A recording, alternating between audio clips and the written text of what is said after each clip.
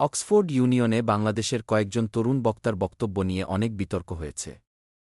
কেউ বলেছে এটা অক্সফোর্ডের অনুষ্ঠানই নয়, কেউ আবার এর গুরুত্ব নিয়েও প্রশ্ন তুলেছে। কিন্তু প্রশ্ন হল, আসল সমস্যা কোথায়? অক্সফোর্ড ইউনিয়ন নিজেই স্পষ্ট করে জানিয়েছে যে অনুষ্ঠানটি তাদের নিজস্ব আয়োজন ছিল। পরিকল্পনা, বক্তা নির্বাচন, প্রচার থেকে শুরু করে পুরো আয়োজন তাদের সদস্যরাই পরিচালনা করেছে। তাহলে এত বিতর্ক কেন? কারণ যারা সেখানে কথা বলেছেন তারা দেশের প্রচলিত এলিট শ্রেণীর প্রতিনিধি নন। একজন বলেছেন তিনি কুমিল্লার একজন রাজমিস্ত্রির ছেলে। আরেকজন বলেছেন তিনি খাগড়াছড়ির একটি মাদ্রাসায় পড়েছেন, তার বাবা কাপড় ব্যবসায়ী, ইংরেজি তার তৃতীয় ভাষা। দীর্ঘদিন ধরে আন্তর্জাতিক মঞ্চগুলোকে আমরা এমন একটি জায়গা হিসেবে দেখে এসেছি যেখানে শুধু অভিজাত পরিবারের মানুষ, ইংরেজি মাধ্যমে শিক্ষিত মানুষ বা বিশেষ সামাজিক শ্রেণীর মানুষই কথা বলবে।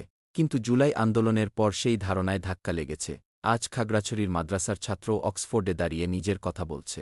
রাজমিস্ত্রির ছেলেও বিশ্বমঞ্চে নিজের অভিজ্ঞতা তুলে ধরছে। এটাই অনেকের অস্বস্তির কারণ। সমস্যা তাদের বক্তব্যে নয়। যাদের আমরা এতদিন শুধু শ্রোতা হিসেবে দেখতে অভ্যস্ত ছিলাম, তারা আজ নিজেরাই বক্তা হয়ে উঠেছে। অনেকেই মনে করেন আন্তর্জাতিক মঞ্চে গুরুত্ব পেতে হলে বিদেশি বা পশ্চিমা ব্যক্তিদের উপস্থিতি দরকার। কিন্তু নিজের দেশের ইতিহাস, সংগ্রাম এবং ভবিষ্যৎ নিয়ে কথা বলার জন্য আমাদের নিজেদের কণ্ঠেই সবচেয়ে গুরুত্বপূর্ণ। অক্সফোর্ড ইউনিয়ন সেটি বুঝেছে।